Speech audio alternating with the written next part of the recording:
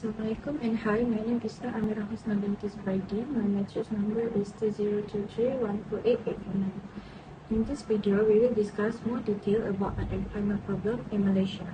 Here is the introduction of this assignment.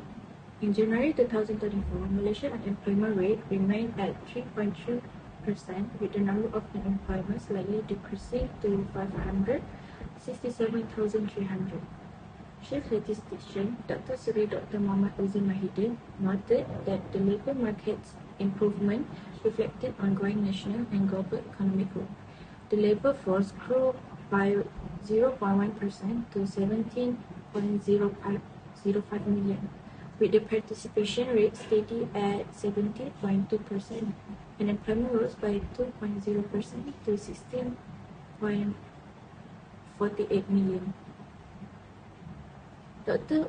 Muhammad Uzi reported that 75.2% of employed personnel were employees, and the own account workers category increased by 0.3% to 3.01 million. Employment growth continued in the service, manufacturing, construction, mining, carrying, and agriculture sectors. Among the unemployed, 79.8% were actively seeking work, totally 452,500, with young unemployment aged 15 to 24 at 10.6%, and those aged 15 to 13 at 6.7%. Dr. Muhammad Uzi highlighted a positive economic outlook due to higher domestic demand, a strong job market, and favorable financial conditions, with increasing tourism expected to boost economic activity and job opportunities. The labour market is anticipated to remain stable, driven by resilient domestic economy. Next, I will explain the definition of unemployment problem in Malaysia. Unemployment refers to individuals who are employable and actively seeking a job but unable to find one, as well as those underemployment in roles that do not fully utilize their skills. The unemployment rate is calculated by dividing the number of unemployed individuals by the total workforce. This rate is crucial for economics analysis and policy making. Unemployment includes those waiting to return to a job after being temporarily discharged, but excludes those who have stopped looking for work in the past 4 weeks. People who desire to work but are not actively seeking a job are categorized as marginally attached to the labour force, including discouraged workers who have given up job searching due to perceived lack of opportunities. Debates often arise over whether the unemployment rate accurately reflects the joblessness, as it includes discouraged workers and the marginally attached. The term employment includes individuals aged 16 and above who have worked for pay or through self-employment in the past week, covering a range of economic activities. High unemployment rates can indicate economic distress, reducing consumer spending and increasing social welfare burdens, while low rates typically signal economic growth. Policymakers use unemployment data to guide economic policies, manage inflation, and promote job creation. The unemployment rate also influences financial markets and monetary policies, with persistent high rates prompting monetary easing and low rate potentially leading to concerns about inflation. In summary, unemployment is a complex but vital economic indicator. Understanding its nuances help in navigating economic challenges and making informed decisions. Assalamualaikum and hi. Let me introduce myself first. My name is Nur Amira Izzati binti Muhammad Zain. I am from 1103B and my matric number is 2023160693. Now I will present about measurement of the unemployment rate in Malaysia. The Department of Statistics Malaysia measure the unemployment rate, a crucial economic indicator used by policymakers, economists, and the public to assess the labour market health. These are the general steps in the measurement process. The first step is a labour force survey. Department of Statistics Malaysia conducts a monthly labour force survey that covers a representative population of households across the country. This survey collects data on the employment status of the population. The labour force participation rate in 2024 was reported at 17.3%, up from 17% in the same month a year. For the outside labour force, it has been reported at 7.2 million. Furthermore, the number of unemployed persons declined by 3.5% year-on-year to 566.4 thousand, while employment grew by 1.9% to a fresh record high of 56 million. By examining this data, stakeholders can develop strategies to address barriers to workforce participation and promote economic growth and stability. The second step involves calculate the unemployment rate by divide the number of unemployed individuals by the total labour force and multiply by 100 to express is a percentage. This data is analysed to identify trends, patterns, and potential areas for intervention to address unemployment issues in the country.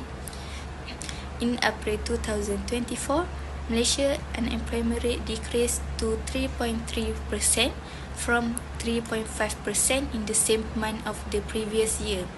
The Department of Statistics Malaysia reports the monthly and quarterly unemployment rate, which is analysed by demographic factors like age, gender, education, and state.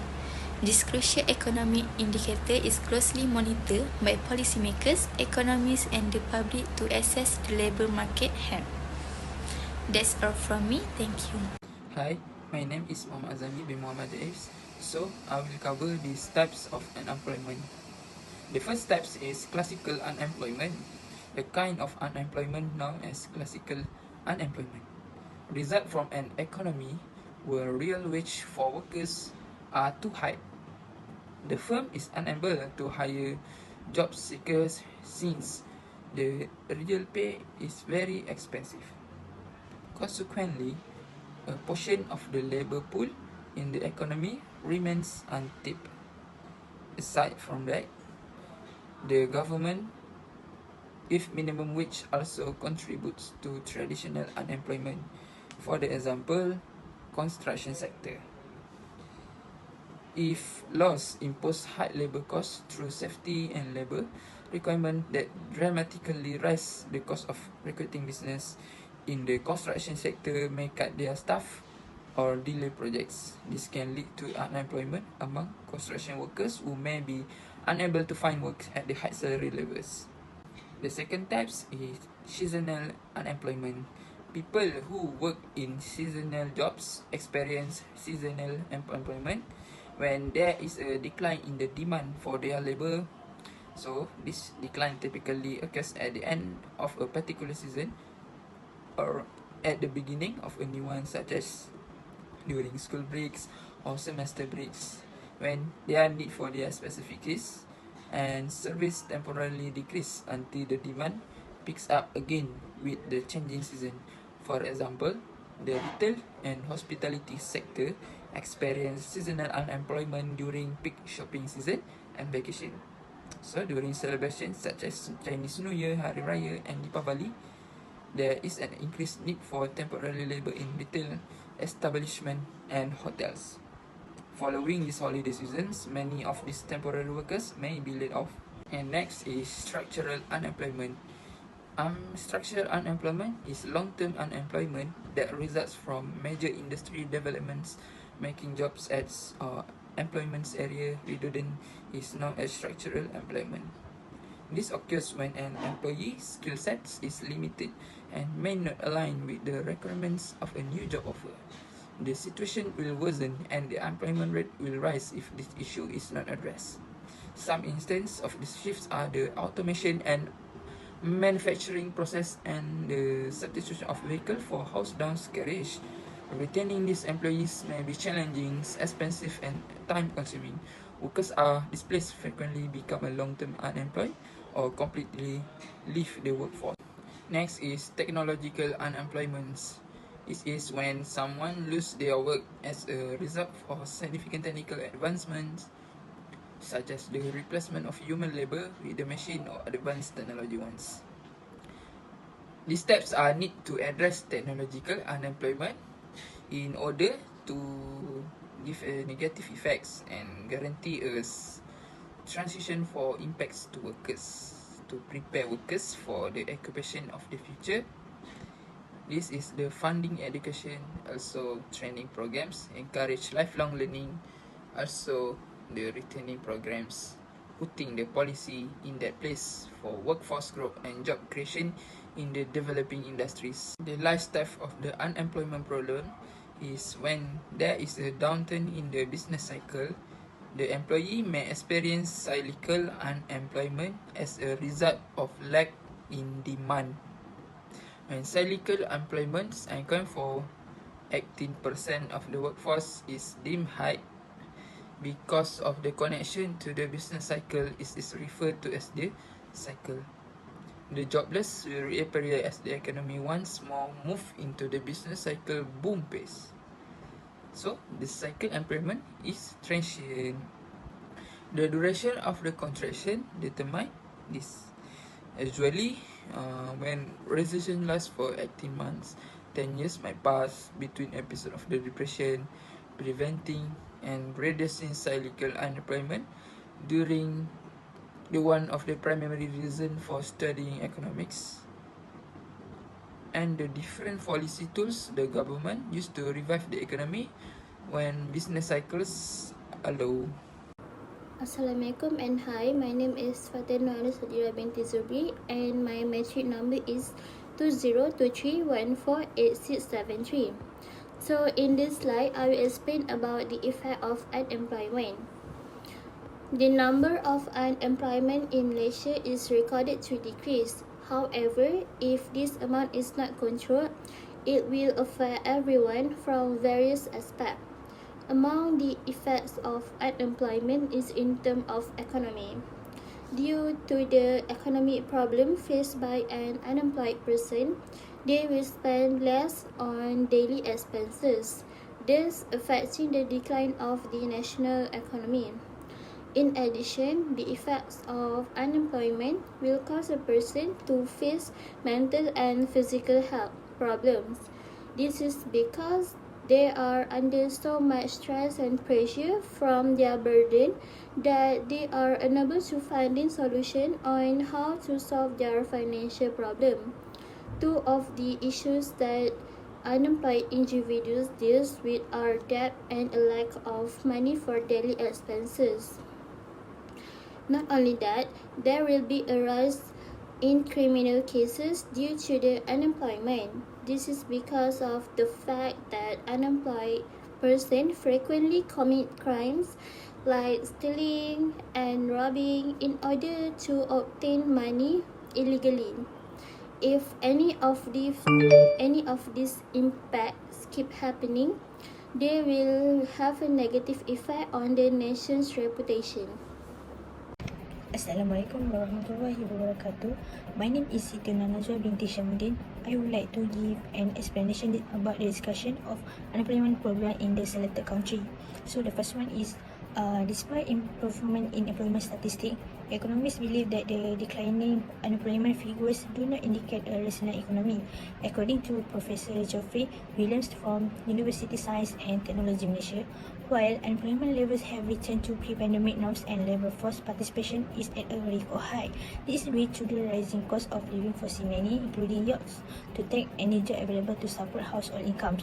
The latest statistics show that the unemployment rate was 4.54% in 2021, slightly increased to 4.08% in 2022, and then decreased to 3.3% in 2023, highlighting various factors contributing to youth employment in Malaysia. So, other than that, factors such as lowest job mismatch, the quality of higher education and graduates employability significantly contribute to graduate employment in Malaysia, adversely affecting the economy. Low wage discourage graduates from taking available jobs, leading to prolonged unemployment and reduced disposable income. This This lowers consumer spending and hinder economic growth and innovation. Lastly, environment contribute to health and emotional challenge, such as individual facing joblessness often experience depression due to financial strain, compounded by stress over their future prospect in a society where financial stability is essential.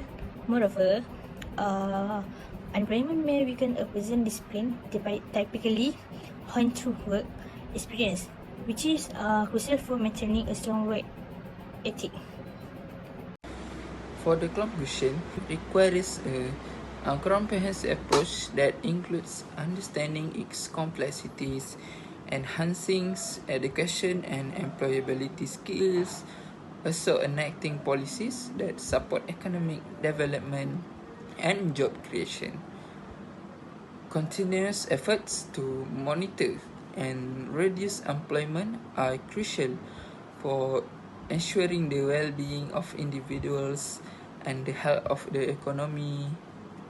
So, the fluctuating employment rate, influenced by factors such as the COVID-19 pandemic and rising living costs, highlight the challenge in precisely measuring unemployment. A strategy involving improvement in education, economic policy, and social support system is essential. Additionally, enhancing higher education quality, promoting entrepreneurship, investing in infrastructure, and strengthening social safety nets are all the key to effectively addressing employment problem in Malaysia. Thank you. That's from us.